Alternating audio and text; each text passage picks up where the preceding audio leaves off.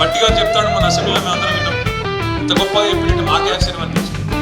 బట్టి గారు స్పీచ్లు ఏమంటాడు ఇరికేనా, సీతారామ ప్రాజెక్టు విడిచిపెట్టినారు, ముఖ్యమంత్రి మేము ఖమ్మంలో రివ్యూ పెట్టి అధికారులను మాట్లాడి ఎన్ని పైసలు కావాలరా బాబు 75 కోట్లు ఇవ్వన్నారు, ఈ మనగానే తప్పుని చేసినాం, కాలువ దవ్వినం 1,25,000 ఎకరాలు మేమేం చెప్పినామంటే, బట్టి గారు 75 కోట్ల రూపాయల చొప్పున 1,00,000 ఎకరాలకు నీళ్ళు ఇచ్చేమాట వాస్తవమే అయితే ఒక పని చేయండి, ఈ కాడ నుంచి ఎక్కడ ఏ ప్రాజెక్ట్ అంటే 75 కోట్లు 1,00,000 ఎకరాలకు నీళ్ళు, ఇదే లెక్క ఇంతే, ఇంతకంటే ఒక్క ఎకరం 1 కోటి అడ్మిట్ కావద్దని చెప్పి నిజంగానే నువ్వు చెప్పింది వాస్తవమైతే బట్టి గారు శాసనసభలో ఏకగ్రీవ తీర్మానం చేద్దాం, నీకు నోబెల్ ప్రైజ్ పంపిద్దాం నీ పేరు.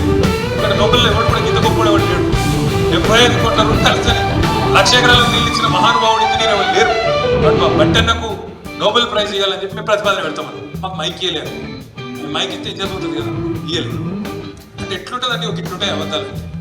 ఇదివరకు మనం కట్టిన పంప్ హౌస్లు ఎక్కడో పోయినాయి, మనం కట్టిన రిజర్వాయర్ ఎక్కడో పోయింది, నీళ్ళు ఎత్తుడు ఎక్కడో పోయింది, పంపులు పెట్టింది ఎక్కడో పోయింది, ఆఖరికి వచ్చి చిన్నగా అవసరం లేని కాలువ తవ్వి ఆ కాలువలు నడుపుకొని నీళ్లు పోసి నేనే చేసిన అని చెప్పి రిబ్బన్ కట్టిపోయాడు ముఖ్యమంత్రి. ఆ పార్టీ దానికి మళ్ళీ 3 మంత్రులు, ఒక ఆయన ఒక రోజు పోతాడు, ఆయన పోయి మట్టిని ముద్దాడుతాడు, ఒక ఆయన ఇంకొక ఆయన నెత్తి మీద నీళ్ళు చల్లుకుంటాడు, ఇంకొక ఆయన మొత్తం నేనే చేసిన ఈయనలో ఇలా ముఖ్యమంత్రి పోయి అక్కడికి మళ్ళీ ఆయన ఈ బీఆర్ స్టంట్లతో ఈ డ్రామాలతో ప్రజలను ఎక్కువ రోజు కూర్చోలేదు.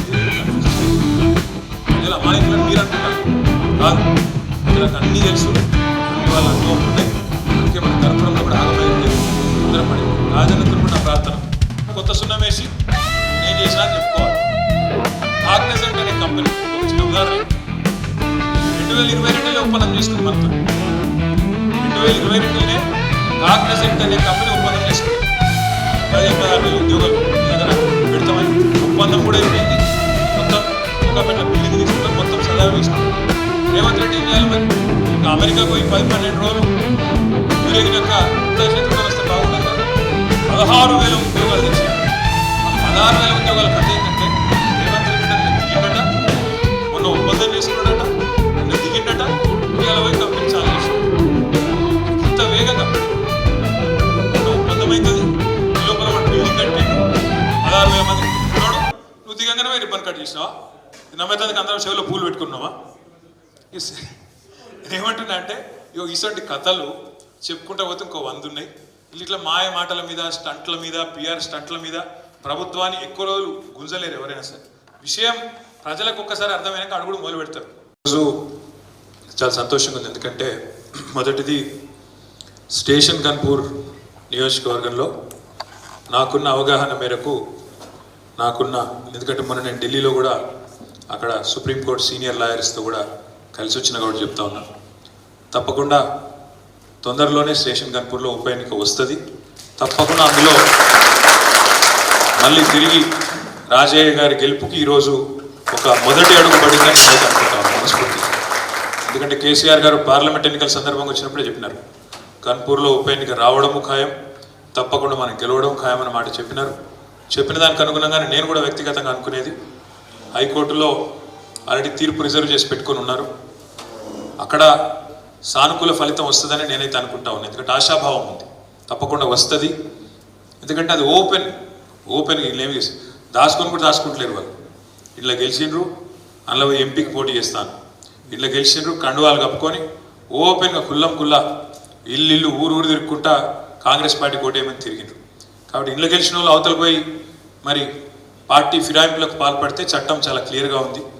మే 2023లో సుప్రీంకోర్టుకు సంబంధించిన రాజ్యాంగ ధర్మాసనం కూడా స్పష్టంగా తీర్పిచ్చింది. కాబట్టి తప్పకుండా హైకోర్టులో ఫలితం వస్తుందని నేనైతే ఆశాభావంతో ఉన్నా. అదేవిధంగా మిగతా ఎమ్మెల్యేల మీద కూడా కొంతమంది మీద 3 మీద వేసినాం ఇక్కడ హైకోర్టులో, మన కడియం శ్రీహరి గారు, అదేవిధంగా దానం నాగేందర్ గారు, తెల్లం వెంకట్రావు గారు, 3 మీద ఆల్రెడీ హైకోర్టులో తీర్పు రిజర్వ్ ఉంది. మిగతా వాళ్ళ మీద సుప్రీంకోర్టుకు పోవాలనే ఆలోచన కూడా చేసినాం, మొన్న పోయి కలిసినాం ఢిల్లీలో. సీదా పోయి డైరెక్ట్గా సుప్రీంకోర్టులో వేద్దాం. ఇక్కడ స్పీకర్ గారు ఆయనకి ఇచ్చినా కూడా పిటిషన్లు ఏం చేస్తలేరు. కాబట్టి స్పీకర్ గారు జాప్యం చేస్తున్న విధానం కానీ, స్పీకర్ గారు కావాలని రాజకీయ పక్షపాత వైఖరి ఏదైతే అవలంబిస్తున్నారో వీటన్నిటి మీద అవసరమైతే నేరుగా సుప్రీంకోర్టుకి పోవాలనే నిర్ణయం కూడా తీసుకున్నాము. తప్పకుండా మీరు అది కూడా తొందరలోనే చూస్తారు. అందుకే ఒక మంచి శుభారంభం స్టేషన్ గన్పూర్లో మంచి నాయకులు ఎవరైతే గతంలో దూరమైనారో తిరిగి రావడం, నాకు తెలిసి అయితే గన్పూర్లో విజయ డంకా మోగించడానికి ఇది మంచి ముందడుగు అని మనస్ఫూర్తిగా